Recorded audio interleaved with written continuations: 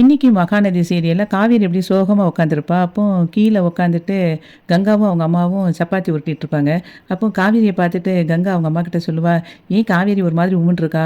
ஏற்கனவே அங்க ஏதாவது பிரச்சனையா இருக்குமோ?" அப்படின்னு சொல்லி கேட்டுட்டு இருப்பா. அப்போ அவங்க அம்மா சொல்லுவா, "அங்க விஜய பார்க்கறதுக்கு போக தானே செஞ்சாரு. விஜய் தம்பிய பார்த்துட்டு ஏதாவது பேசிட்டு வந்திருந்தா, கண்டிப்பா இப்போ அங்க தாம் தும்முன்னு குதிச்சிருப்பா சண்டை போட்டுட்டு. ஆனா அங்க எதுவும் பிரச்சனை இருந்திருக்காது. இவ வேற எதையோ யோசிக்கிறா நினைக்கிறேன். நீ பேச்சுவாக்கு போட்டு கொஞ்சம் கேட்டு பாரு" அப்படின்னு சொல்லிட்டு அவங்க அம்மா சொல்லுவா. அப்போ காவேரிய பார்த்துட்டு கங்கா கேட்பா, "ஏன்டி இப்படி உம்முன்னு உட்காந்துருக்க?" அப்படின்னு சொல்லி. "என்னமோ ஒரு விஷயம் தெரியாத மாதிரி பண்ணிட்டுருக்கீங்க. அதான் நேத்து வந்து அந்த மாப்பிள பையன் கார்த்திக் வந்து சொல்லிட்டு போயிட்டால அந்த கல்யாணமே வேண்டான்னு. அப்ப நான் எப்படி சந்தோஷமா இருப்பேன்?" அப்படின்னு சொல்லும்போது, யமுனா சொல்லுவா, "ஏக்கா உன் கல்யாணம் நின்னு போனது உனக்கு வருத்தமா தான்க்கா இருக்கும். ஆனா அவரு யார் யார் பேச்சையோ கேட்டுட்டு வேண்டான்ட்டு போனா, அத பத்தி நீ ஏன் யோசிக்கிற? நமக்கு வேண்டான்னு சொல்லிட்டு முடிவெடுத்துட்டு விட்டுரு" அப்படின்னு சொல்லிட்டு யமுனா சொல்லிக்கிட்டு இருப்பா. அதுக்கப்புறம் அவ சொல்லுவா, "இல்லடி, அவனா வேண்டான்னு சொல்லி சொன்னா கூட பிரச்சனை இல்ல. யாரோ வந்து என்னைய பத்தி தப்பு தப்பா சொல்லியிருக்காங்க அப்படின்னு சொல்லி சொன்னா, வேற யார் இருப்பான்னு நெனைக்கிறேன். அது வந்து கண்டிப்பா அந்த விஜயும் அவர் ஃபேமிலியும் தான். அவர் தான் கண்டிப்பா சொல்லியிருப்பாரு. ஆனா, அவர் வீட்டுக்கு போனா, அவரு இல்லைன்னு சொல்லி சொல்றாரு. அப்படின்னு சொல்லி சொல்லும்போது, அதுக்கு காவேரியோட அம்மா சொல்லுவா, "ஏன்டி அவர போய் தப்பா யோசிக்கிற? அவரு தான் இல்லன்னு சொல்லிட்டார்ல." அப்படிங்கும்போது, காவேரி சொல்லுவா, "ஆமா, அவர சொன்னா உங்களுக்கு ஏன் கோவம் வருது?" அப்படின்னு சொல்லிட்டு கேட்பா. அதுக்கப்புறம் சொல்லுவா, "அவரு இல்லன்னு நீ எப்படி கன்ஃபார்மா சொல்ற? அப்போ உனக்கு வேற யார் சொல்லியிருப்பான்னு தெரியுமான்னோனே." அவங்க அம்மா முழிச்சுட்டு சொல்லுவா, "இல்ல, இல்ல. அவரு நான் சொல்லவே இல்லன்னு சொல்லிட்டாரு. அப்படி இருக்கும்போது, நீ எதுக்கு தேவையில்லாம அவர யோசிக்கிற? அப்படிங்கிறதுக்காக தான் நான் சொன்னேன்." அப்படின்னு அவங்க அம்மா சொல்லிட்டு இருப்பா. அதுக்கப்புறம் காவேரி அப்படியே யோசிச்சுட்டே சொல்லுவா, "அவரு இல்லைன்னு கன்ஃபார்மா சொல்லிட்டே இருக்காரு. நம்ம ஊர்ல வந்து யாராவது என்னைய தப்பா பேசியிருந்தா கூட சரின்னு சொல்லி சொல்லலாம். நமக்கு வேண்டாதவங்க தேவையில்லாம எதையாவது சொல்லியிருப்பாங்க அப்படின்னு சொல்லிட்டு விட்டுறலாம். ஆனா இந்த ஊர்ல வந்து நமக்கு விஜய் ஃபேமிலிய தவிர வேற யாரும் தெரியாது. அப்ப அவரு தானே கண்டிப்பா சொல்லியிருக்கணும். ஆனாலும் அவரு இல்லைன்னு சாதிக்கிறாரு. அவரு சொல்லலைன்னா, அப்ப வேற யாரு சொல்லியிருப்பா?" அப்படின்னு யோசிச்சுட்டே அவங்க அம்மாவ அப்படியே பார்ப்பா. பார்த்த உடனே அவங்க அம்மா அப்படியே கண்ண கண்ண உருட்டிட்டு இருக்கிறத உடனே பார்த்த உடனே காவேரி சொல்லுவா, "ஏம்மா, நீ இதில எதுவும் சம்மந்தப்பட்டுருக்கியா? நீ தான் வந்து கார்த்திக் வீட்ல போய் ஏதாவது என்னைய பத்தி தப்பு தப்பா சொன்னியா?" அப்படி சொல்லும்போது, "ஏன்டி என்னைய பத்தி இப்படி சொல்லிட்டு இருக்க? நான் எதுக்குடி தப்பு தப்பா சொல்லப் போறேன் உன்னைய பத்தி? பெத்த பிள்ளைய பத்தி தப்பு தப்பா யாராவது பேசுவாங்களா? யாரோ வந்து உன்னைய தப்பு தப்பா மாப்பிள்ளை வீட்ல பேசியிருக்காங்க. ஆனா அது யாருன்னு தான் தெரியல. நீ இதில வேற விஜய் தம்பிய போய் தப்பா நெனச்சிருக்க." அப்படி சொல்லும்போது காவேரி சொல்லுவா, "இப்பவும் உங்களுக்கு வந்து விஜய் தம்பிய தப்பா நெனச்சுட்டேன் அப்படிங்கிற வருத்தம் மட்டும் தான் இருக்குது.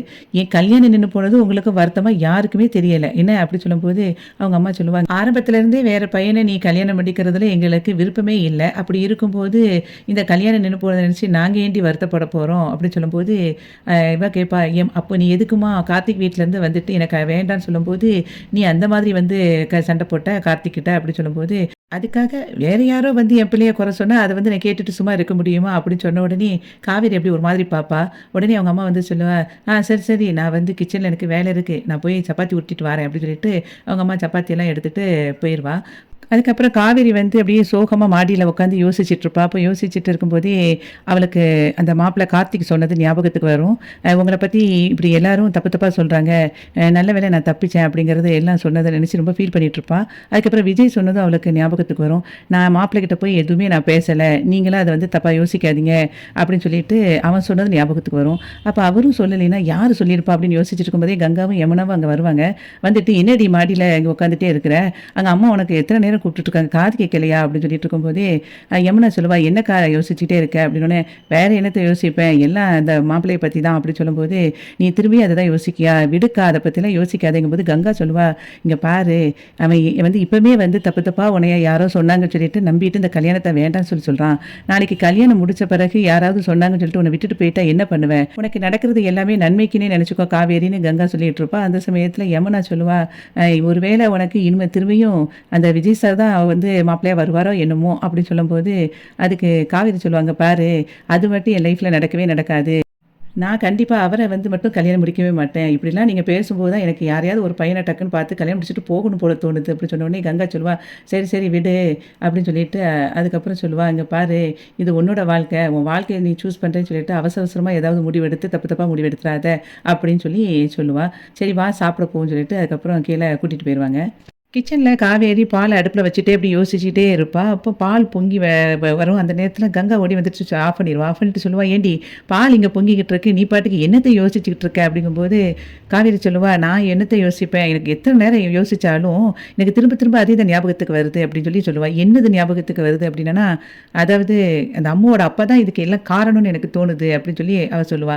"ஏன்டி நீ இன்னுமா அதையே நினைச்சுக்கிட்டு இருக்க?" அப்படின்னு சொல்லிட்டு கங்கா கேட்பா. பிறகு எப்படி மறக்க முடியும்? அவரு வந்து என்ன பார்த்து நக்கலா ஒரு விஷயம் சொல்றாரு.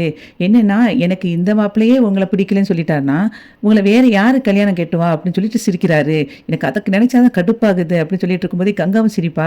அப்போ உடனே அவ சொல்லுவா, "நீயுமா சிரிச்சுக்கிட்டு இருக்க?" அப்படின்னு சொன்னோனே, "இல்லடி, அவரு வந்து ஏதோ ஒரு நக்கலா வந்து சொல்லிட்டாருங்கிறதுக்காக நீ வந்து அத சீரியஸா எடுத்துக்கிடுவியா?" அப்படின்னு சொல்லும்போது, "அவரு நக்கலா பேசுறதுக்கு, ஜாலியா பேசுறதுக்கு என்னோட கல்யாண வாழ்க்கை தான் கிடைச்சதா?" அப்படின்னு சொல்லும்போது, கங்கா சொல்லுவா, விஜய் வந்து ஏற்கனவே உன்ன கல்யாணம் கட்டணும்னு ஆசைப்பட்டாரு. நீ அதுக்கு வேண்டான்னு சொல்லிட்ட. அப்படி இருக்கும்போது இந்த கல்யாணம் நின்னது அவருக்கு வந்து ஒரு சந்தோஷமா தானே இருந்திருக்கும். அதுக்காகத்தான் வந்து அவரு சொல்லியிருப்பாரு.